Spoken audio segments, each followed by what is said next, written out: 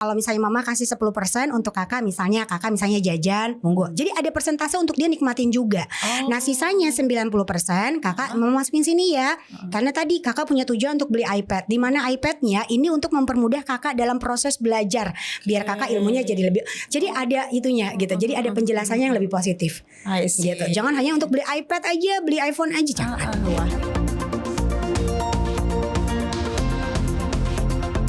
Hai teman interaksi, jumpa lagi di podcast Interaksi with Naila Husna. Kali ini interaksi akan membahas suatu tema mengenai psychology of money yang dibahas secara lebih mendalam, terkini, dan juga hal-hal ya yang harus diketahui supaya Anda dompetnya nggak tipis mulu ya.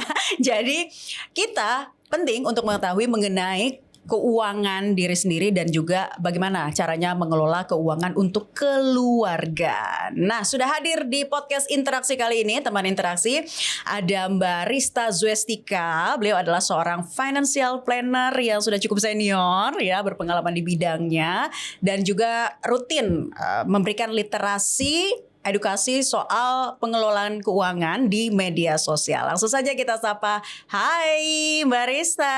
Hai. Senang sekali akhirnya.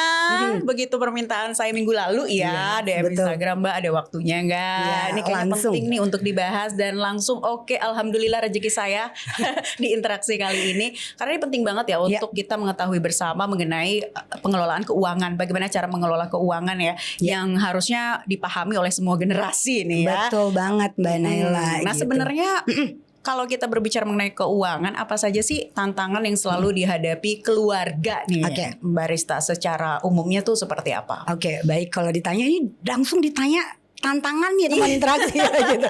Jadi nggak enak mau jawabnya gitu ya. Oke, jadi kalau ditanya gitu ya tantangan mengatur keuangan terutama untuk keluarga dari setiap generasi itu pasti sama tuh Mbak Naila gitu ya. Yang pertama adalah satu, uangnya ada atau enggak sih? Ya kan, ini menjadi tantangan paling utama gitu kan ya. Kalau nggak ada uangnya apa yang mau dikelola coba gitu kan ya. Apalagi masyarakat kita itu pintar begini, uangnya belum ada tapi rencananya udah banyak gitu ya. Sedangkan uang yang ada belum tentu ada rencananya gitu. Jadi yang pertama tantangannya adalah kecukupan tentang keuangannya sendiri gitu ya. Kira-kira dari sumber pendapatan kita yang misalnya masih 1 kali UMR, 2 kali UMR, 3 kali UMR, bahkan yang 1 atau 2 digit sekalipun atau 3 digit sekalipun itu punya tantangan keuangannya masing-masing. Gitu kita ya. ngomongin dari yang gaji UMR dulu deh. Masih bisa nggak sih? Masih bisa nggak sih nabung gitu kan ya. Balik lagi, hidup itu selalu ada dua bagian gitu ya. Ada orang yang memang kalau udah punya perencanaan keuangan dengan baik, meski UMR sekalipun, meskipun punya tanggungan sekalipun, masih bisa menyisihkan misalnya 5% kah atau 10% kah. Tapi ada juga orang yang punya pendapatannya masih UMR nih Mbak Nalia sama teman interaksi gitu ya. Karena tadi tanggungannya banyak, bukan hanya nanggung dirinya sendiri, nanggung orang tua, nanggung adik, bisa juga nanggung tetangga mungkin gitu ya. Atau nanggung keluarga secara keseluruhan. Bisa aja belum tentu bisa nabung setiap bulannya. Jadi kita nggak bisa mengeneralisir bahwa seyogyanya berapapun pendapatan kamu harus bisa saving, bisa nabung, bisa investasi. Kita nggak bisa maksain itu. Gitu. Idealnya tuh gimana sih Mbak konsep atau pola-pola standarnya yang harus kita ketahui bersama deh? Oke, sebenarnya kan kalau ngomongin keuangan secara ideal gitu ya, satu di antara sumber pendapatan itu pasti ya, entah itu kita punya pendapatan aktif atau kita punya pendapatan secara pasifnya, harusnya punya 2 gitu ya. Kalau kita ngomongin secara ideal. Kemudian dari pola pengaturannya udah pasti pendapatan lebih besar daripada pengeluaran. Kalau kita bilang nih berdasarkan apa tuh ya namanya ya, sajak gitu ya, dulu di bahasa Indonesia gitu ya, jangan lebih besar pasak daripada tiang. Peribahasa ya. Peribahasa gitu ya. Nah artinya harus lebih besar pendapatan daripada pengeluaran. Nah pada saat pengaturan pengeluarannya juga skala prioritas gitu ya, wajib, butuh, dan ingin. Atau bisa misalnya menggunakan ada 50, 30, 20 atau 50, 20, 10, 10. Apapun itu rumusnya, yang pasti kita ngatur keuangan tuh disesuaikan dengan kebutuhan, tujuan, dan tanggungan kita masing-masing gitu ya. Nah kemudian tadi bisa saving nih Mbak Rista atau bisa nabung gitu kan ya Mbak Naila gitu. Nabungnya berapa? Balik lagi sesuai dengan kondisi keuangan kita gitu ya. Jadi kalau kita bicara ideal, ada juga perlindungannya gitu ya, dari sisi asuransinya. Ada juga dari sisi misalnya kita punya dana darurat. Nah jadi ada kategori-kategorinya yang mengatakan bahwa oh idealnya itu seperti ini. Tapi kalau kita bicara dengan kondisi indeks ekonomi nih Mbak Naila kita gitu kan masih tantangan tantangannya begitu besar dan Tantangannya banyak kondisi ekonomi banget. lagi sulit, Yes, PHK betul di mana-mana. gitu. Kayak Orang gimana, bertahan hidup aja udah cukup tuh Mbak Naila gitu ya. Apalagi pengen nabung segala macam itu impian semua orang saya rasa gitu. Termasuk saya, termasuk Mbak Naila, termasuk juga dengan teman interaksi dong gitu. Tapi balik lagi, kalau memang uangnya saat ini hanya cukup untuk kebutuhan hidup aja ya nggak apa-apa. Tapi nanti coba kita lihat peluang lagi dengan cara tingkatin value dalam diri kita gitu. Karena yang uang itu akan datang tergantung dengan diri kita. Jadi kita ini magnet untuk dapetin duit loh Mbak Naila. Iya. Manifestasinya Gitu. juga harus Yes, cukup baik ya. harus baik gitu. Jadi kalau misalnya kita berkeluh kesah terus ya wajar sih, namanya juga manusia berkeluh kesah gitu ya. Oh punya pendapatan sekian tapi pengeluarannya banyak, belum bisa nabung. Ngelihat orang di sosial media usia 25 tahun belum sukses kalau belum punya tabungan sekian. Usia 30 tahun belum sukses kalau belum punya kendaraan atau belum nyampe luar negeri. Ya kita nggak bisa bandingin hidup orang gitu. Jadi kalau bicara tentang ideal, semua orang tuh punya kategori idealnya masing-masing. Pola pengaturannya ada skala prioritas wajib, butuh dan ingin gitu ya. itu. Atau mau pakai rumus 50 30 20 monggo. 50 20 10 10 juga silahkan. Yang penting kita nyaman dan kita tahu bahwa uang kita tuh kemana dan kita nggak terbebanin. Karena ada loh orang yang ngatur keuangan nih teman interaksi, tiba-tiba dia ngerasa kok gini banget sih ngatur keuangan, jadi nggak bisa beli boba, jadi nggak bisa nonton, jadi nggak bisa ngopi. Pelit gitu. sama diri sendiri. Pelit sama diri sendiri, pelit sama keluarga. Jadinya kan jadi nggak bagus enak juga. buat kesehatan gitu. mental juga ya. Betul. Nah, kalau kita berbicara psychology of money memang ada triknya tuh tadi ya. Betul. Selain manifestasi itu juga kita memang gimana sih caranya supaya bisa konsisten nih. Betul. Tantangannya kan itu ya Mbak Yes. Rista. Kita udah ngerumusin, nulis segala macam, tapi kalau nggak konsisten bocor-bocor juga Bocor-bocor nih juga karena duitnya. gini, banyak manusia tuh termasuk kita nih gitu ya, mungkin Mbak Nela juga teman interaksi termasuk saya. Kalau udah di akhir tahun biasanya kita bikin nih manifestasi nanti tahun 2025 tujuan apa yang harus kita capai gitu ya.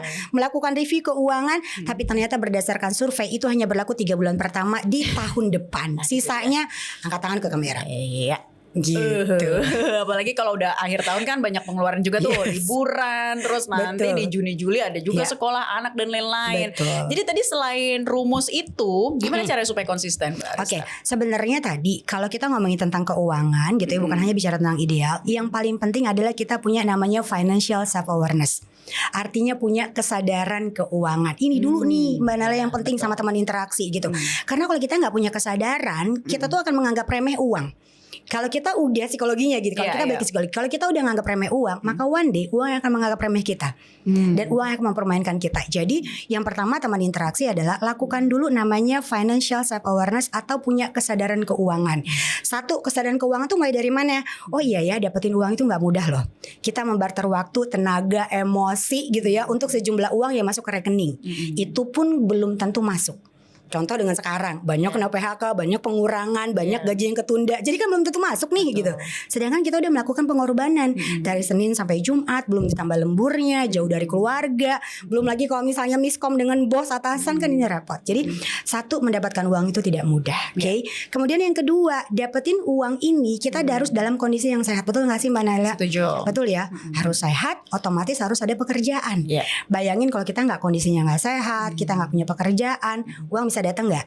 Bisa juga gitu ya. Bisa juga. Dari mana Mbak Rista gitu kan ya? Dari sumbangan orang lain. Jadi jangan dia gitu. Jadi harus punya kesadaran juga bahwa uang itu kita dapetin kalau kita dalam kondisi sehat, kondisinya juga kita bekerja. Kalau enggak, otomatis uang juga nggak ada. Oke. Kemudian sama nih gitu ya. Kita sama uang itu sama-sama punya satu kesamaan.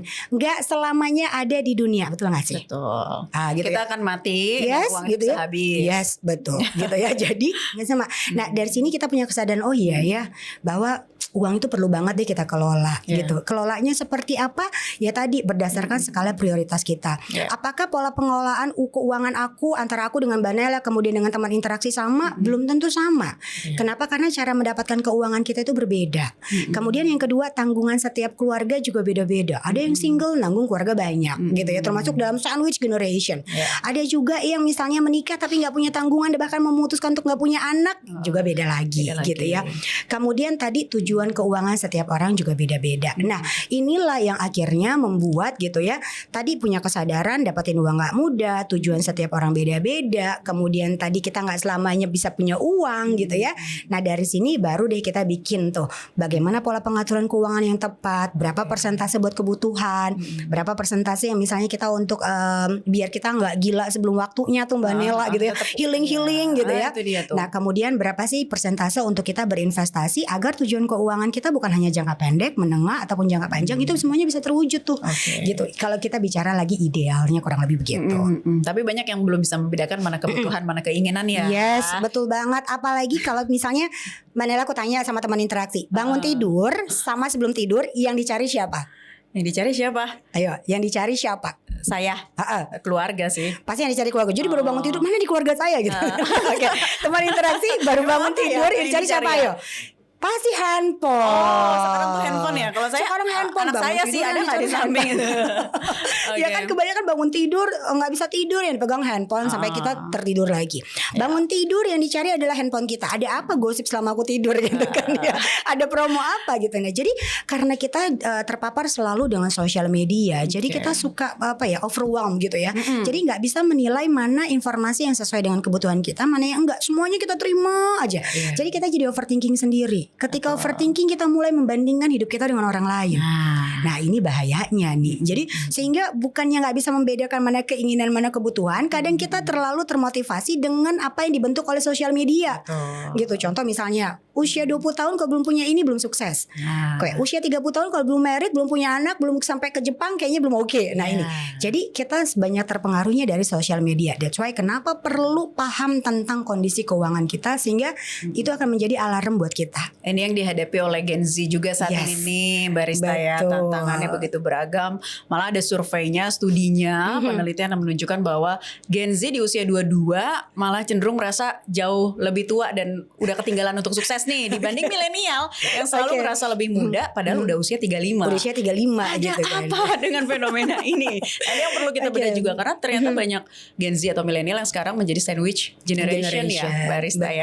Jadi tantangannya justru beragam dan kalau misalnya saya tanya ke psikolog, ya mereka memahami dulu dari sisi Gen Z-nya ini sendiri karena emang nggak mudah ya jadi seorang Gen Z yang ternyata mau nggak mau harus berada di kehidupan media sosial saat ini gitu. Gimana dong kalau barista kalau selalu yang diberikan ya edukasi terhadap para Gen Z untuk bisa tetap bisa kok Gen Z juga nabung tuh gimana sih? Oke, sebenarnya kan betul ya kata Mbak Nela tadi, berdasarkan studi juga memang mengatakan karena saya juga punya anak yang lagi usianya Gen Z nih Mbak Nela gitu ya.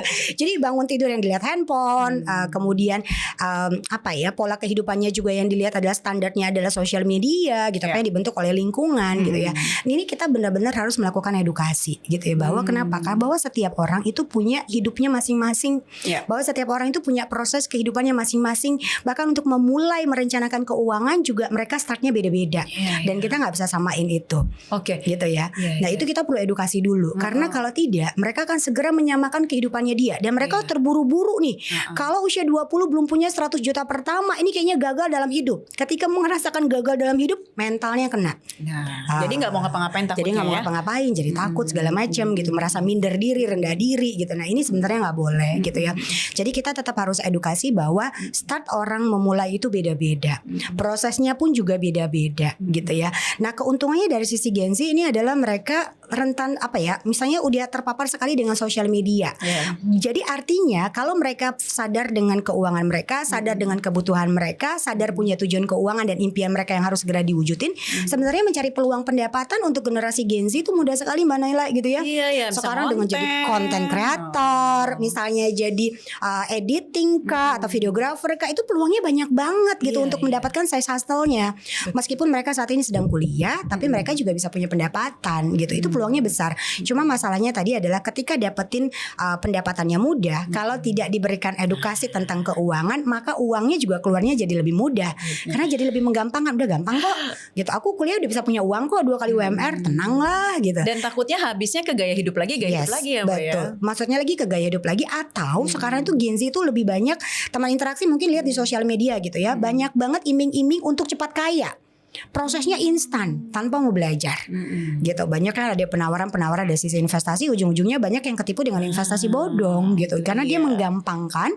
Kemudian Padahal generasi Gen Z itu mudah sekali untuk mencari informasi ya tentang ini tuh bagus nggak ya, ini oke nggak ya. Tapi balik lagi karena mereka panutannya adalah sosial media, apalagi kalau misalnya ada influencer kah atau ada financial advisor kah yang diikutin, tanpa dia tahu basic, tanpa dia tahu fundamentalnya, ya udah tinggal ngikut aja kan gitu. Sesuai orang tua harus selalu mendampingi ya barista di sini ya. Apalagi kalau kita lihat tadi kalau Gen Z kan sekarang sebenarnya lebih termudahkan dengan informasi dan juga literasi edukasi yang sudah banyak sekali nih. Bisa kita browsing sendiri, kita bisa cari tahu sendiri, gampang banget pakai chat GPT dan lain-lain ya barista. Nggak kayak mungkin generasi kita dulu ya, mungkin Gen X atau milenial yang harus ketampar sama keadaan gitu. Harus mungkin bangkrut dulu, jatuh dulu, ketipu dulu, baru kita bangun gitu ya, tanpa ada literasi keuangan gitu. Betul. Selain dilema soal paparan media sosial, sandwich generation. Nah, Gen Z ini juga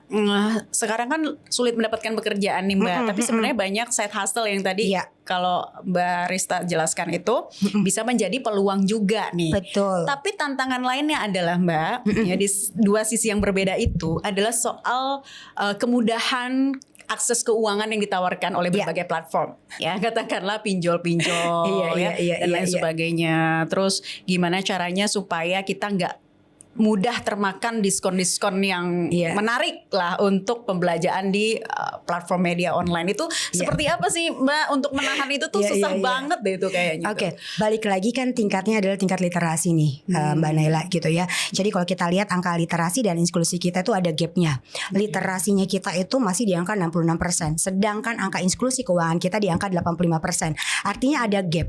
Masyarakat dengan tadi mereka terpapar dengan sosial media, mudah untuk mengakses ilmunya gitu ya, mengakses produk-produk perbankan maupun non perbankan, tapi minim dari sisi ilmunya gitu. Jadi ini memang tugasnya kita juga nih, tugasnya Mbak Naila nih di podcast ya, untuk terus mengedukasi gitu ya generasi Gen Z. Jadi harus tugasnya kita adalah bagaimana angka literasi ini paling enggak gitu ya, ini lebih tinggi daripada angka inklusi keuangan ya. Jadi artinya masyarakat kita ini udah mulai mencoba. Ada informasi tentang kripto, anak-anak sekarang mau coba. Ada informasi misalnya ada NFT, orang mau coba gitu, karena ada proses instan yang digadang-gadang itu bisa mempercepat kekayaan gitu ya. Generasi sekarang kan pengennya instan nih gitu ya, pengennya cepat kaya gitu ya. Mereka dapatin mudah dapatin pendapatan, tapi angka literasinya itu masih rendah. Jadi mereka bisa menggampangkan yang tadi aku bilang gitu kan ya. Walaupun tidak semua generasi Gen Z seperti ini gitu ya. Ada juga mereka yang udah terpapar ilmu keuangan, mereka melakukan gitu bagaimana mereka hidupnya mulai frugal living gitu, mulai mengatur keuangannya, itu juga ada gitu. Jadi kita jangan mengeneralisir bahwa oh semua Gen Z boros, oh semua Gen Z terjebak dengan utang pinjol secara legal misalnya atau ilegal. Enggak juga gitu. Ada juga kok gitu. Cuma memang berdasarkan fakta inklusinya kita tinggi, literasinya rendah. That's why kenapa dengan adanya disrupt social media kok banyak ya orang udah bisa loh mudah mengakses informasi, kok bisa juga ya kejebak investasi bodong gitu ya. Ada juga loh udah gampang loh tanya ini investasinya bagus atau enggak, atau ini pinjaman daring atau pinjaman online-nya legal atau enggak. Ini tuh udah bisa diinformasi, tapi kok susah banget ya dapat informasinya gitu. Ada juga yang misalnya ngelihat oh ini tuh pekerjaannya halal atau enggak, ini kan bisa dikasih informasi juga di sosial media, tapi ternyata masyarakat kita itu minim sekali untuk membaca Mbak Naila gitu. Itu yang menjadi salah satu tantangan gitu kita ya Mbak Rista ya. Jadi kalau literasi keuangan ya katakanlah kita harus cari tahu dari pakarnya langsung. Ya paling tidak financial planner. Untuk mental health issue jangan langsung percaya sama content creator yang entah dari mana asalnya, tanyakan ke psikolognya langsung. Nanti berarti ini semua generasi dan mungkin Gen Z ini karena juga tadinya pengaruh minim literasi ya Mbak Barista ya. Gitu. Jadi mereka lebih menggampangkan gitu. Apalagi tadi bangun tidur sampai sebelum tidur megangnya adalah handphone gitu ya. Kalau orang stres kan, kalau kemarin tuh pernah ya rame masalah doom spending. Nah iya itu ya kan generasi Gen Z gitu, emosi dikit, sedih dikit, kecewa dikit, marah dikit langsung belanja untuk melakukan pelampiasan. Nah ini yang harusnya nggak oke gitu. Harusnya kalaupun misalnya nanti ada emosi, namanya manusia kan ada emosi ya, kadang marah, kadang lagi moodnya nggak bagus, kadang lagi pengen sedih. Kita itu memang punya harus anggarannya sendiri. Contoh nih anggaran kalau misalnya oh iya ya dalam setiap bulan tuh aku kayaknya bad moodnya tuh lebih sering nih gitu ya. Terus kalau aku bad mood tuh ngapain? Oh kayaknya jajan deh, kayaknya aku belanja deh, kayaknya nggak bagus deh buat keuangan. deh coba kalau lagi bad mood dialihin dengan misalnya olahraga, jalan kaki. Nah itu kan yang tahu kita sendiri. Gitu. Makanya perlu sekali direview, bukan hanya keuangannya tapi review juga diri kita sendiri. Betul. Gitu. Sejauh apa nih mental kita? Kita sedang mentalnya lagi down kah? Mentalnya lagi butuh support kah? Atau mental kita lagi baik-baik aja kah? Karena dari mental ini akan berpengaruh dalam proses kita pengambilan keputusan akan uang. Setuju. Jadi isi dari Gitu. Psychology of Money udah dijelaskan ya sama Mbak Rista. How to manage yourself terlebih dahulu ya. Manage diri kita sendiri, punya self awareness tentang diri kita sendiri. Baru deh coba ngatur keuangan untuk diri kita sendiri. Tadi kita udah coba ngomongin untuk individu ya Mbak, dari generasi ke generasi. Gimana untuk keluarga sebagai perempuan atau kepala keluarga juga yang mengatur keuangan keluarga tuh perannya tuh harusnya seperti apa sih Mbak Rista? Kalau perannya kan di dalam rumah tangga itu kan pasti ada dua orang ya. Ada suami dan ada juga istri.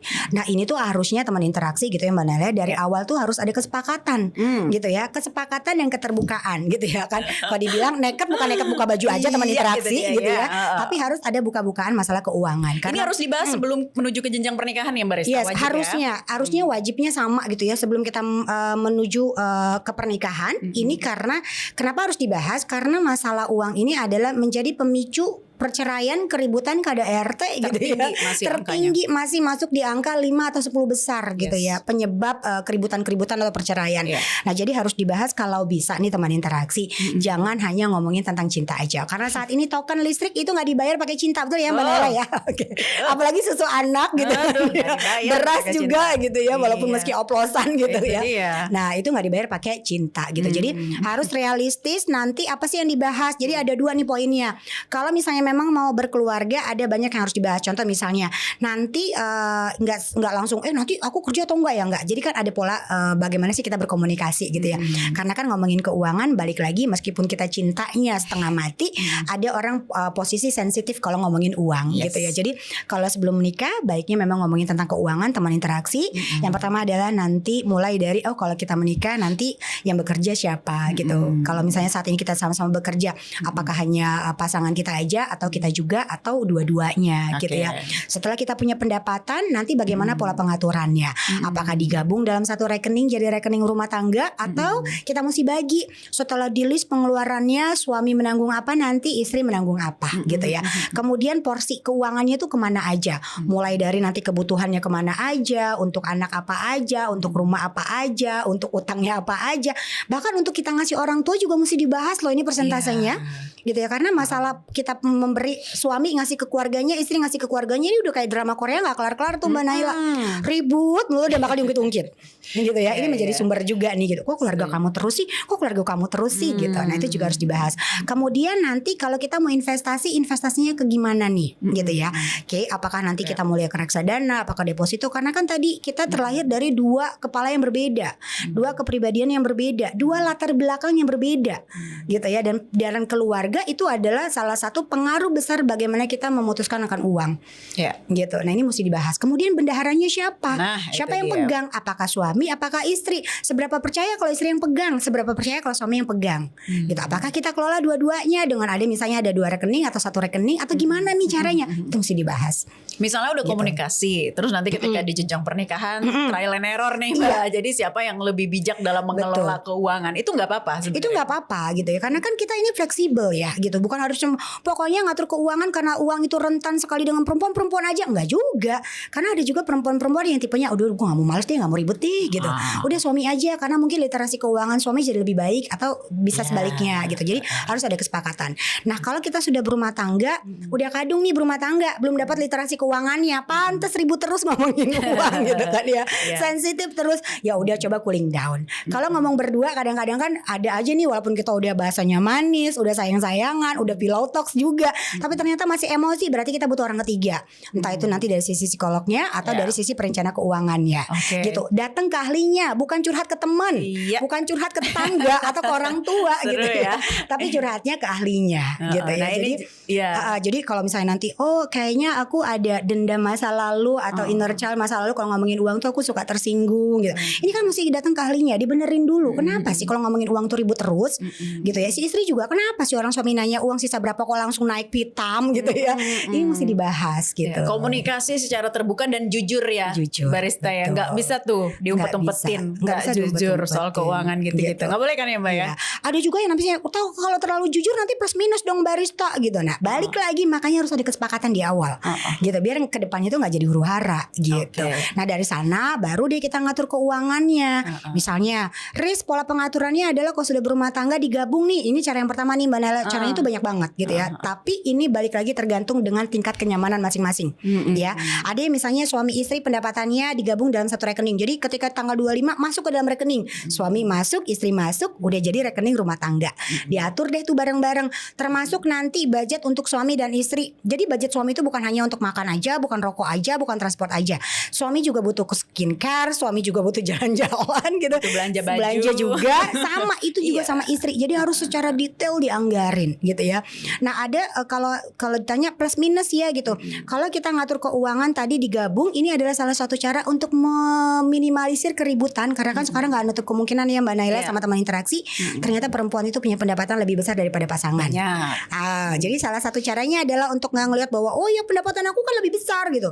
Beda lagi ceritanya nanti gabungin dalam satu rekening. Udah nggak ngelihat suami nyumbang berapa, istri nyumbang berapa, itu udah termasuk dalam rekening rumah tangga. Ada juga yang kedua gitu kan ya. Ya udah pokoknya pendapatan istri tapi pendapatan suami itu untuk kebutuhan rumah tangga karena kan sebagai tulang punggung utama. Jadi untuk anak, makan segala macam itu uangnya suami. Itu gimana tuh Mbak? Enggak apa-apa juga, tergantung kesepakatan gitu ya. Terus uang istri bisa digunakan untuk tujuan keuangan lainnya, misalnya untuk dana pendidikan anak kah, untuk misalnya cicil KPR kah gitu.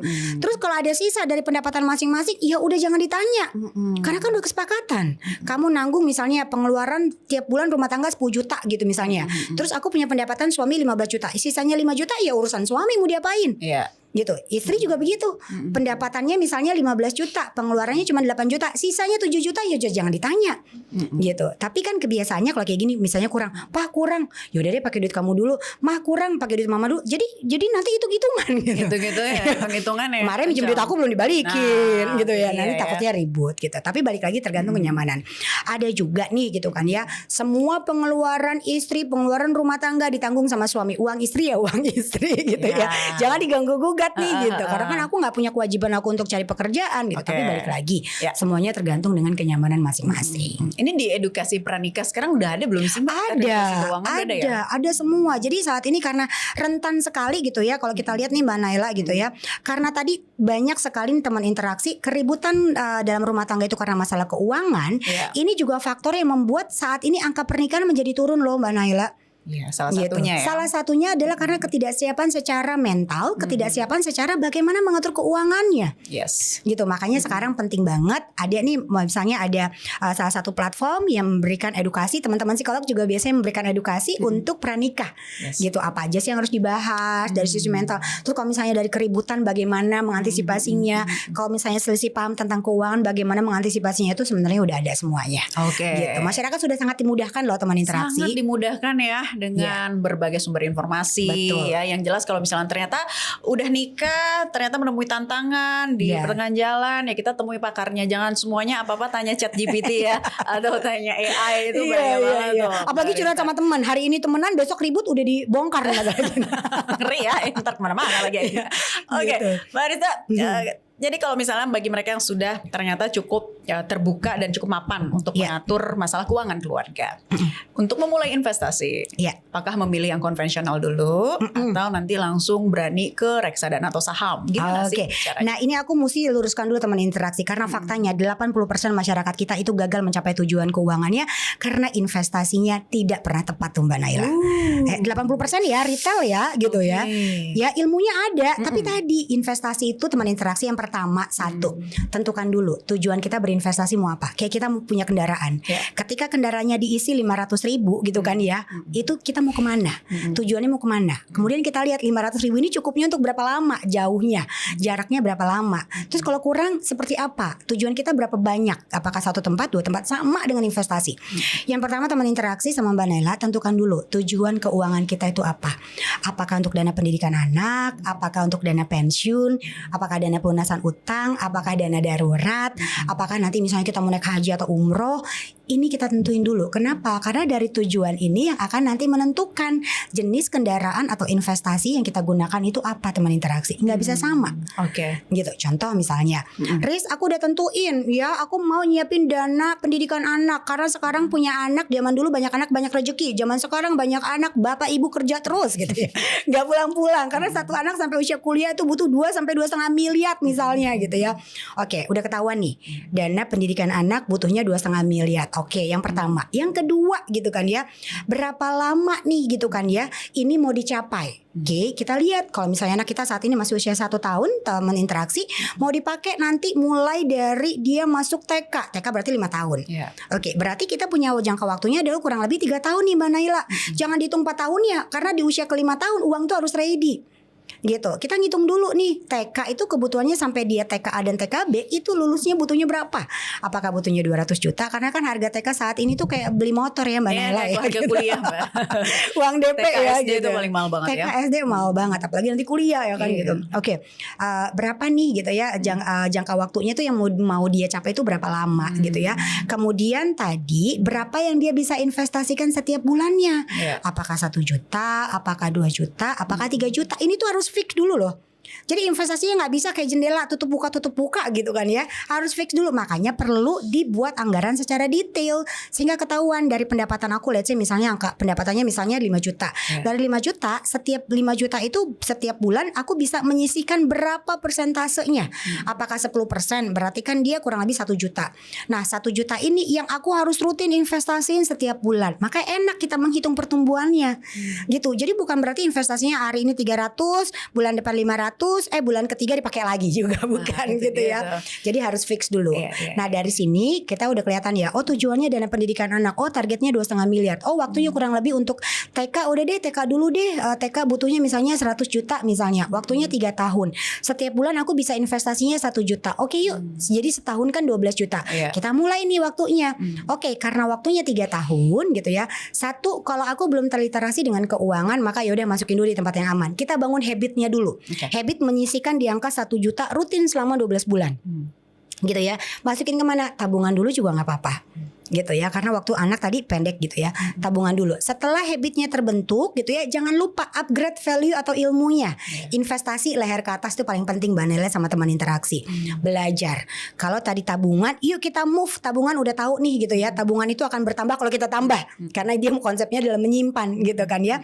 Setelah tabungan oke, yuk kita coba produk perbankan lainnya, misalnya ada deposito. Mulai dulu pelan-pelan sembari kita belajar. Oke, deposito itu apa sih? Ada yang digital, ada yang konvensional. Kalau aku ngambil digital seperti apa? Kalau aku konvensional seperti apa? Tetap harus belajar. Oke. Setelah tabungan kita move mulai ke deposito. Dari deposito kita mulai ada investasi yang paling aman. Ada namanya reksadana pasar uang. Pencampuran antara obligasi dan deposito. Tingkat returnnya 3 sampai dengan 6%. Kita coba dulu mulai dari 10.000 kan bisa tuh ya gitu. Yang penting kita coba mulai dan kita pelajarin gitu. Nah ini tadi banyak orang adalah mau investasi tapi tidak mau belajar. Hanya menunggu advice-nya dari sosial media yang tujuannya beda. Gitu. Jadi sesuai dengan tujuan keuangan kita masing-masing. Nah dari reksadana pasar uang coba kita lihat lagi. Oh ada pendapatan tetap nih Mbak Rista. Ya boleh yuk kita coba gitu ya. Jadi kita cari ilmunya, praktek, coba gitu ya. Jadi jangan sampai dapat ilmunya takut itu wajar. Tapi yang mesti kita pastikan adalah sebelum kita berinvestasi nih teman interaksi, pastikan siap rugi. Sama kita lihat bangun bisnis. Bangun bisnis itu kan harus siap rugi, jangan siap untung, gitu. Karena bangun bisnis nggak ada yang untung dalam waktu 1 malam. Sama dengan investasi, seaman-amannya pasti ada resiko. Contoh sekarang nabung di tabungannya nggak aktif selama 3 bulan, diblokir pemerintah. Habis itu besoknya dibuka lagi. Besoknya dibuka lagi, ada resiko nggak? Ada. Padahal tempat aman sekalipun, gitu ya. Jadi teman-teman interaksi sama Mbak Nela, investasi itu disesuaikan dengan tujuan keuangan kita, kemampuan kita, dan tingkat ilmu kita. Ilmunya juga harus terus di-upgrade gitu. Dan pastikan investasi itu nggak selalu melulu bicara tentang cuan tapi bicara tentang bagaimana kita memitigasi kalau investasi kita tuh nggak sesuai dengan ekspektasi kita, resikonya masih bisa diterima atau enggak gitu. Wah ini penjabaran secara rinci ya, hostnya sampai tertampar nih Mbak Rista. Karena kalau mikirin nanti biaya SD aja nih masih 5 tahun lagi nih, berarti saya harus udah mikirkan sampai jangka panjang ya. Itu tadi ya Mbak Rista ya. Bagaimana perhitungan keuangannya ini, apalagi kalau kita lihat dana pendidikan sekarang nyekik banget, Mbak betul. Rista. Jadi memang kita harus mulai habit mendisiplinkan diri kita sendiri. Betul. Jangan pernah berhenti untuk belajar. Itu Betul. tadi ya Mbak ya. Kita mulai dari habit, kita pelajari dulu mungkin yang tabungan udah ada, konvensional udah ada gitu ya. Terus kita mulai lagi belajar reksadana ataupun juga nanti saham seperti apa. Betul, mesti pelan-pelan. Mesti pelan-pelan ya. Yes. Kuncinya apa sih Mbak Rista? Rumusnya apa supaya kita tetap bisa mempertahankan diri kita, nggak mudah tergoyahkan lah katakanlah seperti itu. Itu gimana sih caranya? Kalau based on dari pengalaman aku sendiri gitu ya, rata-rata kebanyakan kita itu nggak konsisten dengan keuangan karena banyak kita nggak tahu dengan tujuan hidup kita itu mau ngapain, gitu ya. Kita nggak tahu tujuan keuangan kita mau ngapain, gitu. Ketika kita tahu tujuan hidup kita mau ngapain, kita punya target, kita punya tujuan keuangan kita dan kita juga punya targetnya, biasanya ini akan menjadi alarm buat kita tuh Mbak Naila. Gitu. Tapi kalau kita nggak punya target, kita nggak punya tujuan, ya itu tadi. Begitu aja kayak air mengalir gitu. Jadi teman interaksi mulai dari sekarang yang dengerin podcast ini nih gitu kan ya. Udah mulai tentuin tujuan hidupnya mau ngapain. Mau jadi beban buat orang lain, mau jadi berkat buat orang lain atau mau ngapain gitu ya. Kemudian tujuan keuangannya mau ngapain? Jangka pendek ngapain, jangka menengah ngapain, jangka panjang ngapain. Ketika udah ditentukan bagaimana cara kita melakukan untuk mewujudkan tujuan keuangan tadi. Gitu. Itu aja sih gitu ya. Karena kalau kita bicara muluk-muluk ya seorang Rista Swestika perencana keuangan juga ada kadang bandelnya kok Mbak Naila gitu ya. Contohnya apa sih Contoh misalnya gini, udah diatur, kok masih minus juga ya. Iya kemarin tuh aku ngambil ini. Nah itu aku siasatin. Kalau aku punya tujuan keuangan di luar dari anggaran ini, aku nggak akan ngambil dari anggaran ini, tapi aku cari peluang. Contoh misalnya gini, contoh kecilnya, ada tas baru nih, model baru ya. Kita perempuan lah ya gitu ya. Ada make up baru, ada treatment baru nih biar gak kerutan mikirin keuangan orang gitu ya. Gitu kan ya. Berapa biayanya misalnya 3 juta. Aduh ini kok mepet banget, tujuannya udah ada, aku gak mau ngambil dari situ. Tapi aku lihat peluang, apa yang bisa aku lakuin, aku untuk dapetin angka 3 juta tadi tanpa aku mengganggu semua tujuan circle keuangan aku. Gitu. Kita mesti lihat peluang. That's why makanya tadi kalau kata Dilan nahan rindu itu berat, kalau kata saya perencana keuangan bertahan dengan satu sumber pendapatan itu luar biasa beratnya. Gitu. Makanya one day kalau saat ini masih satu sumber pendapatan, coba diatur lagi, lihat peluang, tambah value dalam diri, pelan-pelan aja berproses gitu ya. Karena kan proses setiap orang itu beda-beda. Gitu ya. Saya di posisi ini juga sama kok gitu ya, teman interaksi Mbak Naila gitu. Kita harus ada proses jatuh bangun, betul. Gitu ya, kita harus melewati yang namanya nangis dulu, iya betul gitu. Tapi one day karena kita punya tujuan keuangan dan kita juga punya target, kita juga punya limit kehidupan kita, maka mau nggak mau kita harus survive, kita harus lihat peluang gitu ya, kita harus nambah value-nya. Dari sana nanti diri kita yang akan menjadi magnet untuk uang itu datang ke dalam kehidupan kita. Gitu. Jadi kalau misalnya butuh apa-apa sesuatu, aku lihat keuanganku, kayaknya nggak ada yang bisa digoyang-goyang nih gitu kan ya. Nggak mungkin juga nih ngambil dana pendidikan anak gitu kan. Ya udah kita lihat peluang gitu. Ada nggak sih peluang misalnya jadi MC, misalnya jadi narasumber, misalnya bikin konten gitu. Jadi atau endorsement gitu. Barista yang sekarang gitu. juga ternyata telah berproses ya, seorang perencana keuangan yang kita lihat kayaknya udah semantap ini, tapi melalui proses panjang. Betul, juga semua ya, orang pasti ada proses panjang gitu. Dulu siapa sih yang tahu Rista Swestika? Nggak ada yang tahu, hanya seorang karyawan perbankan gitu kan ya. Mungkin hanya seorang kredit analis. Tapi ketika kita, baik lagi nih, kalau ditanya Mbak Rista sebagai seorang perencana keuangan pernah nggak sih di posisi yang nggak punya uang? Ada juga kok di posisi itu gitu. Nah tapi tadi karena kita pernah ada di posisi itu, maka kita nggak mau di posisi itu gitu ya. Makanya kita harus bangkit dan kita mengedukasi masyarakat bahwa nggak enak loh di posisi nggak punya uang, nggak enak loh di posisi yang ternyata kita butuh bantuan tapi orang nggak mau bantu kita gitu kan. Nah itu tadi punya kesadaran itu. That's why kenapa teman interaksi kita harus mandiri di kaki kita sendiri. Nah berbicara mandiri di kaki kita sendiri nih Mbak Rista, kita sebagai single parent ini juga berasa penting ya. Betul untuk banget. bisa mengedukasi mereka bagaimana sih para perempuan harus bisa tetap berdaya dan tetap mengelola keuangan dengan benar untuk dirinya sendiri gitu. Betul. Ini tantangan buat kita, terutama tadi ya, perempuan itu rentan sekali dengan yang namanya permasalahan gitu ya. Kalau misalnya kita tidak mandiri secara keuangan, hanya bergantung kepada suami, walaupun suami kasih semuanya, one day ada resiko gitu ya. Kenapa perlu direncanain teman interaksi? Karena hidup itu kita nggak ada tahu yang resiko, dan resiko tidak pernah memilih siapa dia datang, kepada siapa dia datang. Nggak pernah memilih, gue mau datang dalam kehidupan yang cantik-cantik aja, nggak juga. Aku mau milih kehidupan yang misalnya kehidupannya Rista deh gitu. Kita nggak ada yang tahu resiko gitu. Tapi pada saat resiko datang berpotensi mengganggu keuangan kita dalam kondisinya secara besar gitu kan ya. Kerusakannya skala besar. Jadi perempuan-perempuan saat ini harus edukasi mandiri secara keuangan, itu penting banget. Karena contoh kasus kalau kita seorang ibu rumah tangga hanya bergantung pada suami, ada dua, suami itu kalau nggak diambil Tuhan gitu ya, diambil Tuhan gitu ya, diambil sama perempuan lain gitu kan ya. Ini kejam banget ya kan gitu ya. Karena kita nggak tahu perjalanan hidup setiap orang kan gitu. Tapi apapun itu ketika kita menjadi seorang ibu, kita menjadi seorang single mom gitu atau kita menjadi seorang perempuan, kita tetap harus berdiri di kaki kita sendiri. Kita harus mencari pekerjaan, kita harus menghidupi anak-anak kita gitu ya. Maka penting banget perempuan itu harus terus upgrade value-nya tuh Mbak Naila sama teman interaksi. Karena tadi resikonya kalau kita sendiri mencari uang itu kita dari pagi ke pagi, dari ujung kaki sampai kepala itu kita bertanggung jawab sama diri kita sendiri gitu kan ya. Kita yang harus terus mengusahakannya, dan kita nggak mungkin dong minta sama orang tua, nggak mungkin sama keluarga gitu. Ataupun kalau misalnya kita berhutang tetap aja kita harus bayar gitu kan. Nah jadi tantangan buat para single mom ini adalah luar biasa dari sisi keuangannya. Kita harus mikirin anak, kita harus mikirin diri kita sendiri gitu ya.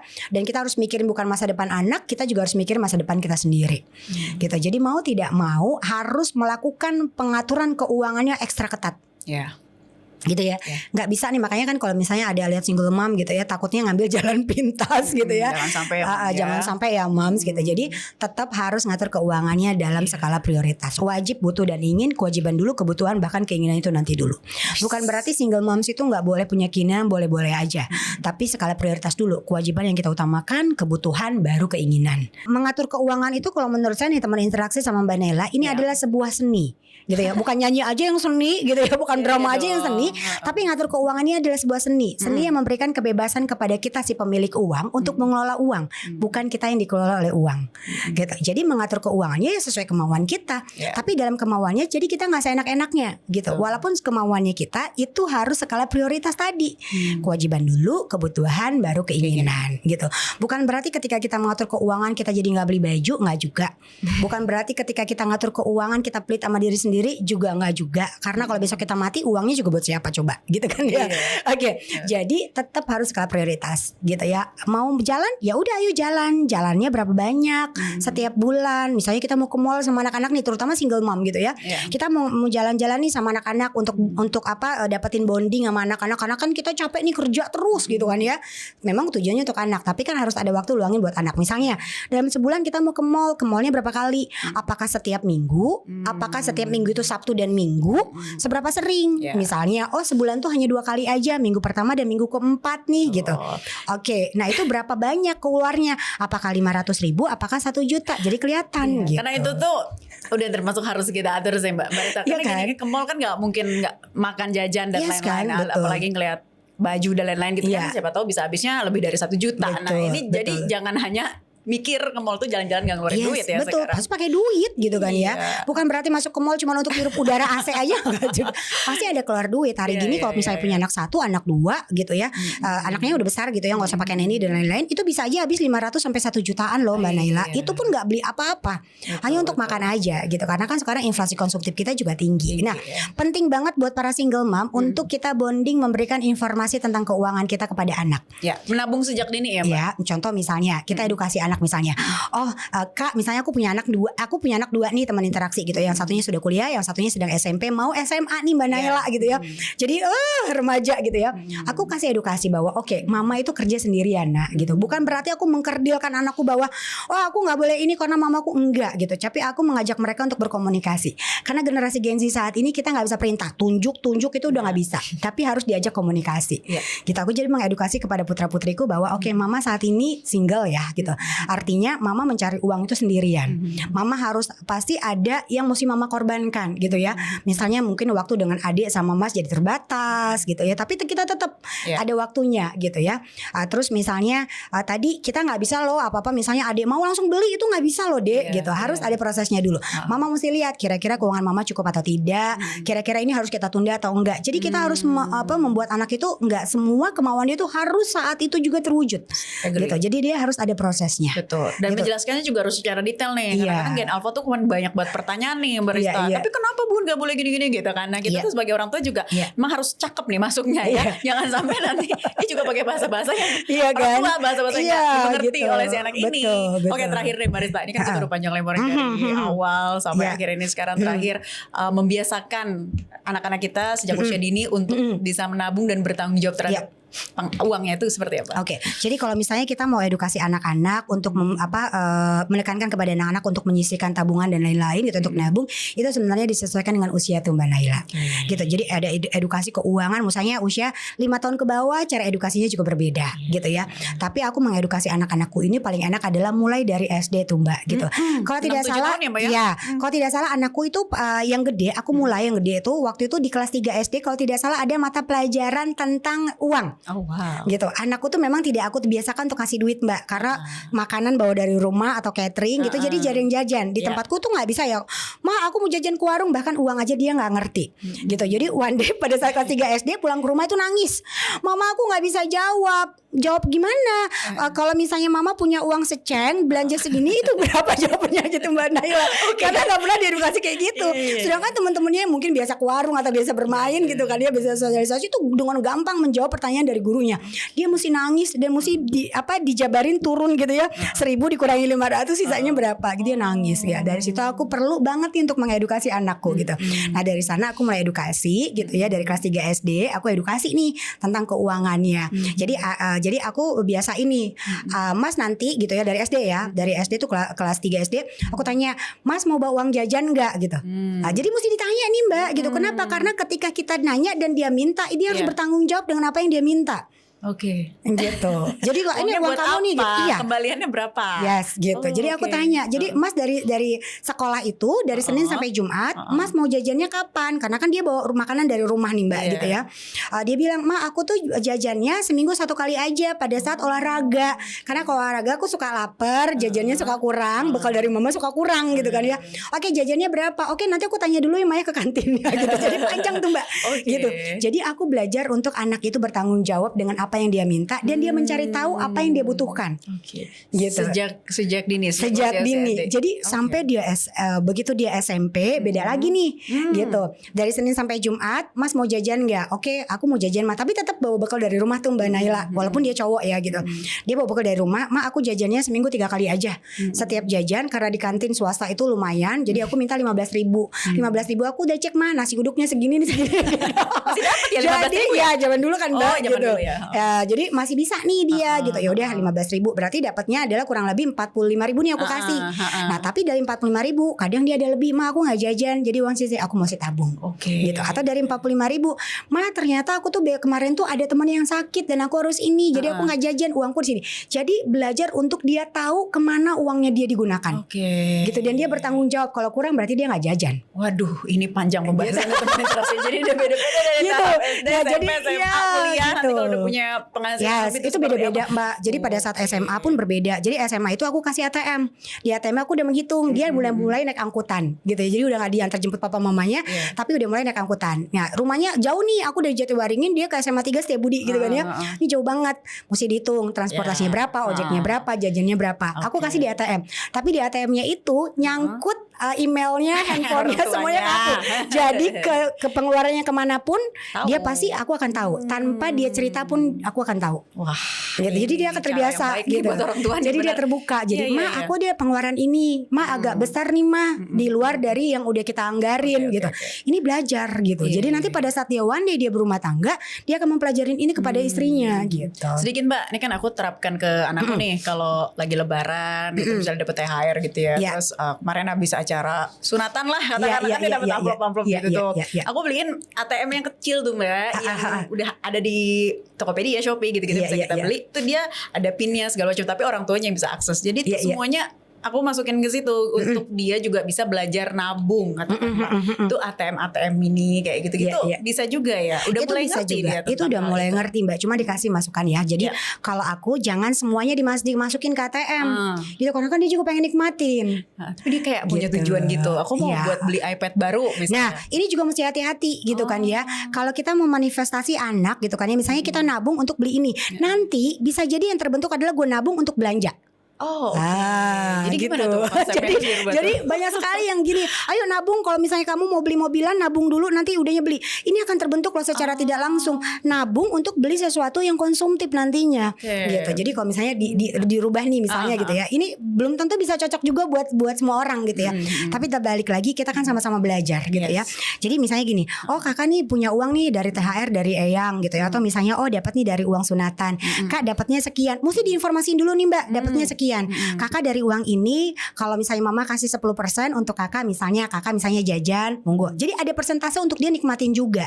Nah sisanya 90% kakak mau masukin sini ya. Karena tadi kakak punya tujuan untuk beli iPad. Di mana iPadnya ini untuk mempermudah kakak dalam proses belajar. Biar kakak ilmunya jadi lebih. Jadi ada itunya gitu. Jadi ada penjelasannya yang lebih positif. Gitu. Jangan hanya untuk beli iPad aja, beli iPhone aja jangan. Wah gitu. ini semakin tercerahkan. Barista terima kasih banyak ya. Ini tadi browser udah kode-kode kode-kode ya. Kita 40 menit untuk ngebahas ini semua. Maybe nanti di episode berikutnya untuk bisa memberikan edukasi lagi secara lebih mendalam kepada teman interaksi. Yang jelas ini kita semua sudah tercerahkan sekaligus tertampar ya sama penjelasan Mbak Rista Zwestika. Sekali lagi terima kasih ya Mbak Sama-sama Mbak Naila, semoga membantu juga buat teman interaksi. Tapi balik lagi ngomongin keuangan tergantung dengan tingkat nyamanan kita masing-masing. Jadi nggak bisa dipaksain gitu harus ngikutin cara Rista, nggak juga. Bisa jadi caranya Mbak Naila yang cocok buat teman-teman interaksi misalnya gitu. Jadi fleksibel itu. Your life, your responsibility ya. Betul. Terutama responsibility terhadap keuangan. Betul. Terima kasih Mbak Rista, kita sama-sama ketemu lagi Mbak di Naila. lain kesempatan teman interaksi. Sampai jumpa. Oke.